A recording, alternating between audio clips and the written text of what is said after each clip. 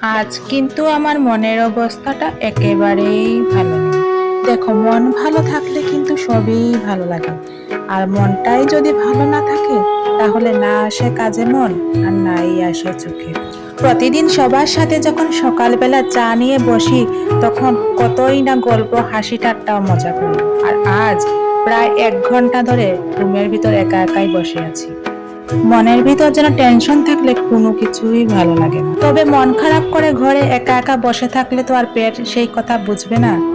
এবেলা খিদে না লাগলেও পরের বেলা খিদের অতৃপ্তিটা পেট ঠিকই বুঝিয়ে দিবে। তাই যদিও মনটা আজকে ভালো নেই, তবুও খাবার তো বানাতে হবে। তাই আমার টেনশনটাকে দূরে সরিয়ে রেখে চলে গেলাম রান্না করতে। ফ্রিজে রাখা ছিল কিছুটা চিকেন। সেই চিকেনগুলো বের করে সামান্য আলু, পেঁয়াজ কুচি, আদা, রসুন সবকিছু একসাথে দিয়ে ভালোভাবে চটকিয়ে দিয়ে দিলাম প্রেসার